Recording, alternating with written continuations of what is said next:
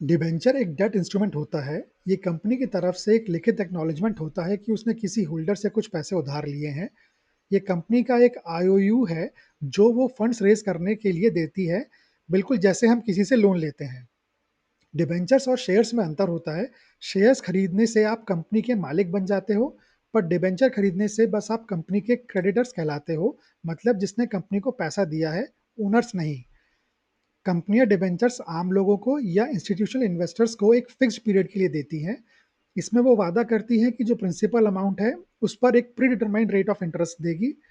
ये इंटरेस्ट आमतौर पर एनुअली या सेमी एनुअली मिलता है, जिससे जो पैसा लगाता है उससे एक रेगुलर इनकम होती रहती है। और जब डिबेंचर का टर्म पूरा हो जाता है, तो कंपनी वो प्रिंसिपल अमाउंट वापस कर देती है। डिबेंचर्स 2 तरह के हो सकते हैं। एक होते हैं सिक्योर्ड डिबेंचर्स, मतलब जिनके पीछे कंपनी के स्पेसिफिक एसेट्स वगैरह रखे होते हैं, जो कोलेटरल का काम करते हैं। अगर कंपनी डिफ़ॉल्ट करती है, तो उन एसेट्स को बेचकर डिबेंचर होल्डर्स का पैसा चुकाया जा सकता है। दूसरे होते हैं अनसिक्योर्ड डिबेंचर्स, जिन्हें नेकेड डिबेंचर्स भी कहते हैं। वो बस कंपनियों की क्रेडिट वर्थीनेस और रेपुटेशन पर टिके होते हैं।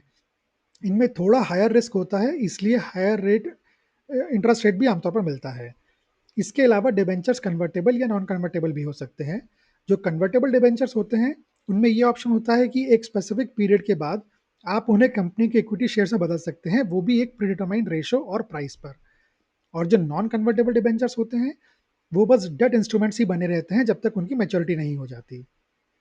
डिबेंचर्स की एक फिक्स्ड मैच्योरिटी डेट होती है, जिससे पता चलता है कि प्रिंसिपल अमाउंट कब वापस मिलेगा। लेकिन कुछ डिबेंचर्स ऐसे भी होते हैं जिनकी कोई फिक्स्ड मैच्योरिटी डेट नहीं होती। उन्हें इररिडीमेबल या परपेचुअल डिबेंचर्स कहते हैं।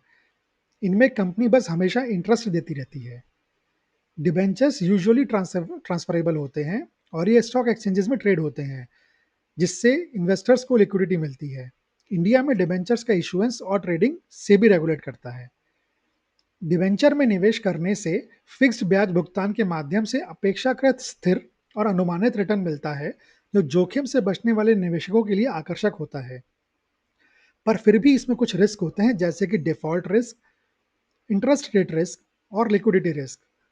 कंपनियां डिबेंचर्स को लॉन्ग टर्म कैपिटल रेज करने का अच्छा तरीका मानती हैं, क्योंकि इससे जो पहले से ओनर्स हैं, उनका हक डाइल्यूट नहीं होता।